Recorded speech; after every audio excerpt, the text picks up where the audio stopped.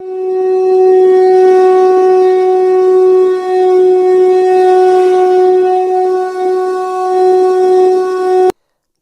प्रिय मित्रों, मैं ज्योतिषकार कमल आप सबका हार्दिक अभिनंदन करता हूं आपके अपने इस प्यारे यूट्यूब चैनल एस्ट्रो कमल में।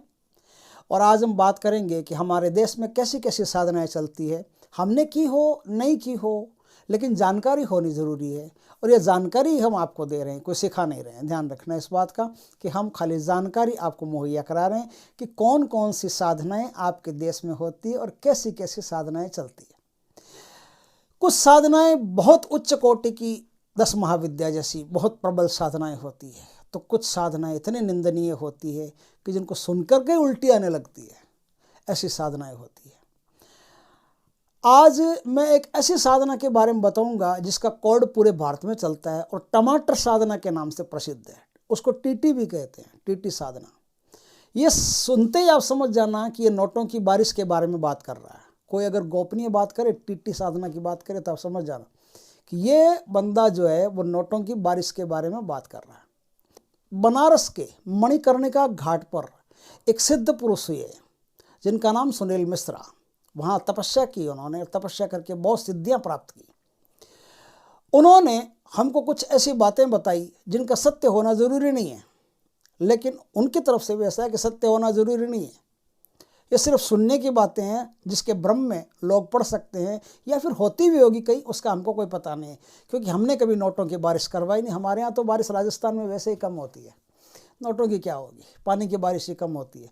तो नोटों की बारिश पर जो ऑथेंटिक बात चलती आ रही है और जिस प्रकार से ये साधना चलती आ रही है वो कैसे की जाती है, उसके बारे में उन्होंने बात बताई। बोले इतनी घृणित साधना है कि किसी अच्छे खानदान के आदमी को ये साधना कभी नहीं करनी चाहिए, न इस साधना के बारे में सोचना चाहिए। नोटों की बारिश, आप करोड़ मांगो, 2 करोड़ मांगो, 10 करोड़ मांगो, 50 करोड़ मांगो, जितने करोड़ मांगोगे आपको मिल जाएंगे, तुरंत मिल जाएंगे। इसके पीछे क्या ब्लैक मैजिक काम करता है, किस प्रकार की ये साधना है, उसके बारे में आज हम चर्चा करते हैं। दोस्तों, ये जो साधना है, ये साधना तो अमावस्या के दिन, ये प्रैक्टिकल तो अमावस्या के दिन से होता है, लेकिन ये साधना जो है वो साधना कैसे की जाती है, फिर ऑब्जेक्ट को किस तरह से पेश किया जाता है, प्रैक्टिकल कैसे होता है, नोटों की बारिश होती कैसे है, थोड़ी चर्चा करते हैं। अमावस्या के दिन से पहले पहले साधक को कुछ काम करने पड़ते हैं। क्या काम करने पड़ते हैं? अमावस्या के दिन से पहले साधक 7 अलग अलग कब्रिस्तान की मिट्टी लेके आए और 7 अलग अलग शमशानों से जो पुरुषों के कफन होते हैं, स्त्रियों के कफन नहीं लाना। देखिए, पुरुषों के कफन सफ़ेद होते हैं, स्त्रियों के कफन लाल होते हैं। तो जो सफ़ेद कफन होता है पुरुष का, वही लेके आना, स्त्री का कफन नहीं लाना है। तो 7 कफन लाएं और 7 कब्रिस्तान की मिट्टी लाएं, और एक किसी कब्रिस्तान से या कहीं से भी, या कहीं कोई भी जुगाड़ उसका हो जाने कहाँ से लाना है, हम कोई सजेशन नहीं दे सकते, अपने आप खींचो, अपने आप ओढ़ो। एक मनुष्य की खोपड़ी लेके आनी है कहीं से, बस ये काम आपको करना है। कब्रिस्तान की मिट्टी जो लेके आए उसमें ये ध्यान रखना है कि मिट्टी पैरों की तरफ से लानी है, सर की तरफ से नहीं लानी है। सर की तरफ से लाते ही सब काम उल्टा हो जाएगा। पैरों की तरफ से, जो कब्र के पैरों की तरफ है उसकी तरफ से लानी है, और पुरुष के कब्र की लानी है, स्त्री की कब्र की नहीं लानी है। इस बात का भी अच्छे तरह से ख्याल रखें। ये पहले से जानकारी कर लें कि पुरुष की कब्र कौन सी है, हर शमशान घाट, हर कब्रिस्तान में उस कब्रिस्तान की मिट्टी उसको लेके आनी है। अब वो कब्रिस्तान की मिट्टी लेके आता है और अब वो कफन लेके आता है। यहाँ तक का उसका काम पूरा हो गया। अमावस्या से उसके बंदे की साधना शुरू होती है। 3 दिन की साधना है। 3 दिन में उसको 13,000 मंत्र पूरे करने रहते हैं। नहीं, सॉरी, 33,000 मंत्र पूरे करने रहते हैं 3 दिन में। तो 11,000 मंत्र एक दिन के हो गए। एक दिन में उसको 11,000 मंत्र पूरे करने पड़ते हैं। कैसे करने पड़ते हैं? ऐसे करने पड़ते हैं कि ऐसा कमरा चाहिए जो बिल्कुल खाली हो, उस कमरे में साधना होती है। लेकिन साधना से पहले की जो भूमिका है वो मैं बता देता हूँ। जो आदमी इस साधना को करेगा, वो आदमी सुबह सुबह जो फ्रेश होने जाते हैं ना, सोच करने के बाद में अपना पिछवाड़ा नहीं धोएगा, जैसा है वैसा ही रहने देगा। खाना खा लेगा तो अपने हाथ नहीं धोएगा, मुंह नहीं धोएगा। थोड़ी देर प्यास लगती है तो थोड़ी देर, घंटा 1.5 घंटा के बाद में पानी पिएगा, वरना कुल्ला माना जाएगा। कुल्ला नहीं करना है। और जिस थाली में खाता है उस थाली को है जैसे ही छोड़ देना पड़ेगा। उसी थाली में शाम को फिर खाना पड़ेगा, सुबह फिर खाना पड़ेगा। और किसी प्रकार का कोई हनुमान जी का मंदिर हो, देवी का हो, मस्जिद हो, कोई मकबरा हो, जीसस क्राइस्ट जी का हो, किसी का भी हो, कहीं नहीं जाएगा, न इनको याद करेगा। इनसे बिल्कुल पृथक रहेगा। ऐसा साधक इस साधना को करने के लिए सही उपयुक्त साधक होता है। अपनी पत्नी या किसी और की पत्नी, किसी के साथ भी मुँह काला नहीं, किसी के साथ भी रात नहीं बिताएगा। ऐसा ब्रह्मचर्य का पालन करते हुए, ऐसी गंदगी का पालन करते हुए साधक एक साधना करेगा। उस साधना में वो क्या करेगा, नग्न होकर के संपूर्ण एक कक्ष में विराजमान होकर के दक्षिण दिशा में अपना मुख रख करके और खोपड़ी को अपने सामने स्थापित करके उस खोपड़ी के ऊपर एक दीपक जलाना पड़ेगा उसको, कड़वे तेल का दीपक। कड़वे तेल का दीपक जला करके उसमें कुछ बूंदे खून की डालनी पड़ेगी। अब उस खोपड़ी के सामने 5 अगरबत्ती करनी पड़ेगी और 5 अगरबत्ती करने के बाद में एक कुल्हड़ में शराब रखना पड़ेगा, एक मीट रखनी पड़ेगी, किसी में मांस रखना पड़ेगा, और एक जलती हुई सिगरेट उसमें अगरबत्ती की तरह लगा करके छोड़ दें। वो ख़त्म हो जाए तो दूसरी, वो ख़त्म हो जाए तो दूसरी, इस तरह से थोड़ा सा बंडल ला के रखना पड़ेगा। एक के बाद एक जाती रहेगी। जैसे हवन करते हैं तो स्वाहा स्वाहा करते हैं ना, वैसे इसमें भी ये स्वाहा स्वाहा होता है। तो इसमें ये सिगरेट उसमें रखनी पड़ेगी। 3 दिन इस प्रकार से साधना करेगा और 3 दिन में वो जो भोग वगैरह चढ़ाएगा वो एक अलग कोने में इकट्ठा करता जाएगा। अगर उस बंदे की साधना सफल हो गई तो शैतान उस सारे भोग को ख़त्म कर देगा, नष्ट कर देगा, खा जाएगा, पता ही नहीं चलेगा, कुल्हड़ समेत खा जाएगा। और सिगरेट का जो पीछे वाला होता है ना, वो क्या बोलते हैं, फिल्टर, वो तक शैतान जिम जाएगा, पता ही नहीं चलेगा कहाँ गया। तो इसका मतलब समझ लेना कि शैतान की साधना सिद्ध हो गई। अब आपके पास साधना सिद्ध हो गई, नोटों की बारिश करवाने के आप योग्य हो गए। अब नोटों की बारिश करवाने के योग्य तो हो गए, लेकिन अब करवाएंगे किस पर? तो करवाएंगे उस पर जो भूखा नंगा होगा। ऐसी ही कोई भूखी नंगी लड़की होगी, वही करने के लिए तैयार होगी, अच्छे घर के तो करेगी नहीं।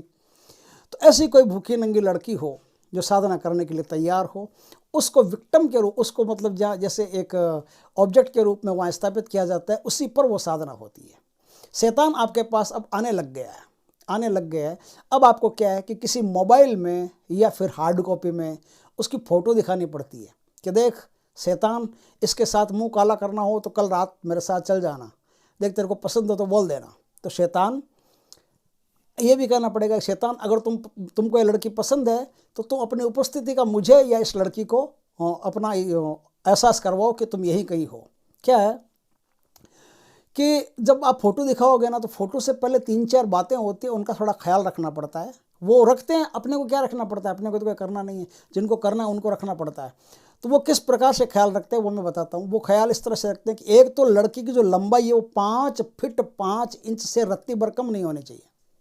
ऊपर में तो चाहे 10 फीट की हो तो भी चलेगा, लेकिन 5 फीट 5 इंच से लड़की की लंबाई कम नहीं होनी चाहिए।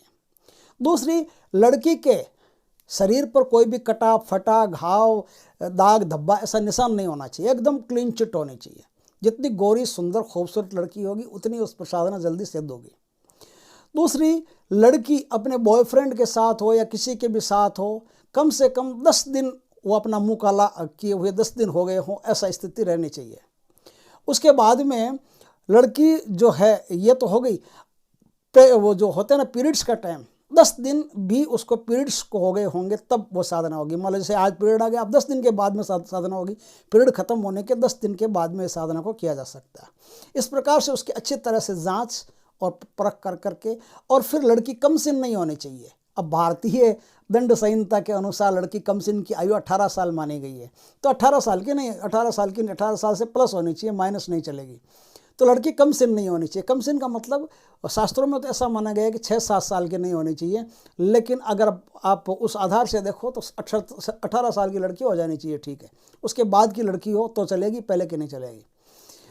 ये बात अच्छी तरह से लड़की को पहले समझा देना, क्योंकि कोई भी काम यदि आप लड़की को बिना बताए बिना पूछे अगर उसको बहला फुसला करके बिठा देते हो तो फिर मामला गड़बड़ में आ सकता है। तो बात अच्छी तरह से लड़की को पढ़ा करके समझा करके फिर उस साधना में जो तांत्रिक होता है वो बिठाता है। अब क्या करता है, साधना में तो बिठा लिया, साधना में बिठाने के बाद में कैसे बिठाएंगे?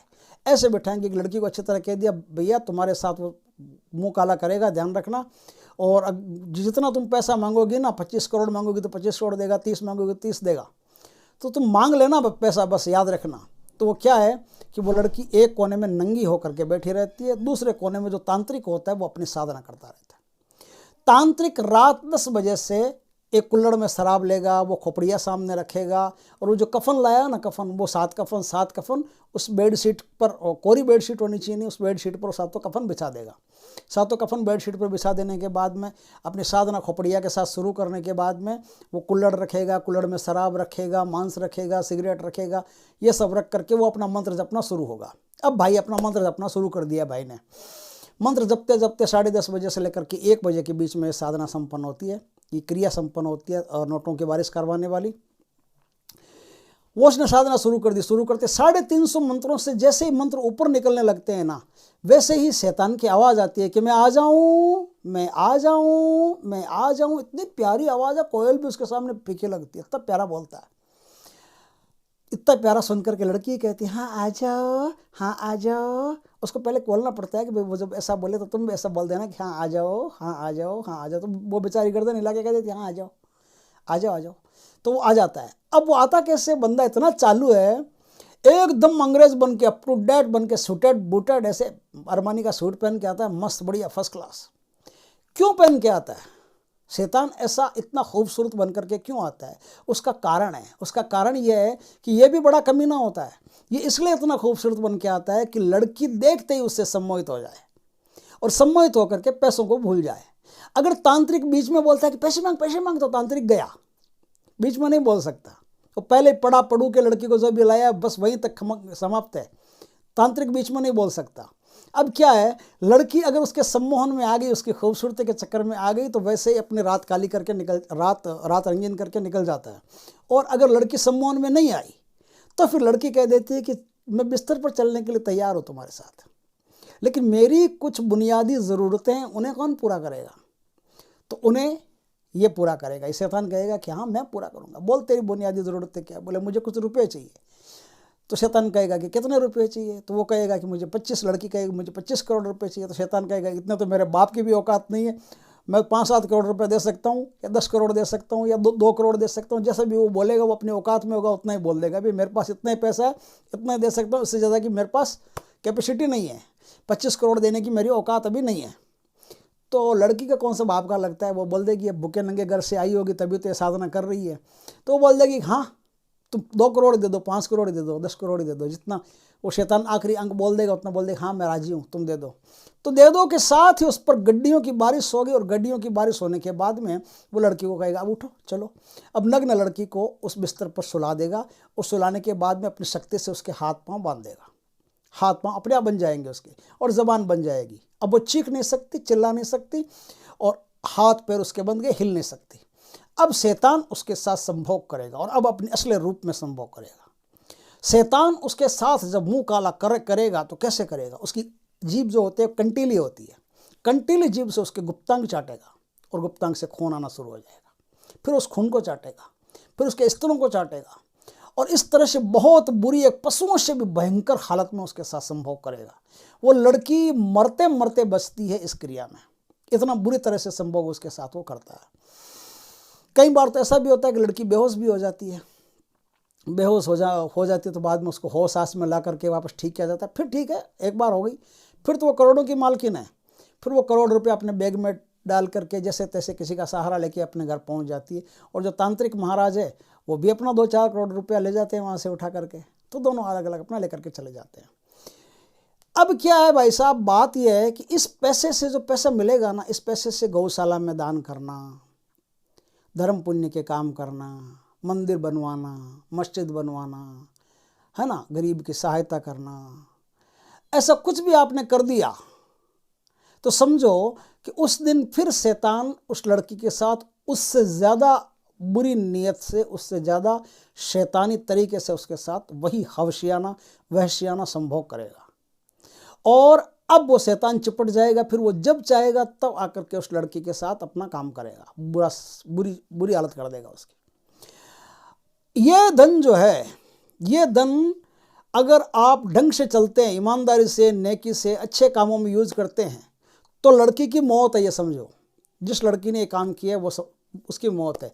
और यदि लड़की जिस समय उसको विक्टिम ऑब्जेक्ट बना करके काम किया जा रहा है, उस समय वो कह दे कि नहीं मुझे तो नहीं करना है, मैं तो नहीं आऊँगी तुम्हारे साथ, तो जो महाराज, जो मोल्ला मौलवी ओलवी कोई भी है, वो पंडित वो जो साधना कर रहा है वहाँ, लड़की अगर मना कर देती है तो उस कमरे से महाराज का जनाजा जाता है, वो तुरंत उस महाराज को मार देता है, बोले तेरे कहने से आया, तेरी बात पूरी नहीं हुई तो मरने के लिए तैयार हो जाओ। उसकी गर्दन पकड़ के मरोड़ के भाई मूली की तरफ फेंक देता है, मार देता है। यह धन 6 महीने से ज़्यादा नहीं चलता, ऐसा उन्होंने कहा है। 6 महीने के अंदर अंदर यह धन नष्ट हो जाएगा। इसका कैसे ही कोई उपयोग हो तो 6 महीने के भीतर भीतर कर लो। 6 महीने की आखिरी डेट आने के बाद में आपके पास फूटी कौड़ी नहीं बचेगी। इस प्रकार से ये एक बुरी साधना है जो पूर्ण होती है, और वही करते हैं जो बिल्कुल अब भगवान में जिनका कोई भरोसा नहीं, रत्ती भर का, वही ऐसी साधनाएं करते हैं, और ऐसी साधनाओं का परिणाम भी उनको बहुत बुरा भुगतना पड़ता है। ये जानकारी जब मुझे मिली तो मुझे लगा कि हो सकता है कि कोई इसके चक्कर में नहीं आ जाए, इसलिए वीडियो पर इस बात को पूरी तरह से बता दें कि साधना का नाम क्या होता है, कैसे होता है। इस प्रकार से मुझे जो जानकारी मिली मैंने यहाँ शेयर कर दी। दोस्तों, वीडियो अच्छा लगे आपको तो लाइक करना, कमेंट करना, शेयर करना। पहली बार हमारे चैनल पर आए हो तो चैनल को सब्सक्राइब करना, और हमारे जो पास में जो बेल आइकन का बटन है उसे दबा देना, ताकि हमारे ज्ञानवर्धक जानकारीपूर्ण वीडियो सबसे पहले आपके पास आ सके। जय श्री कृष्ण दोस्तों।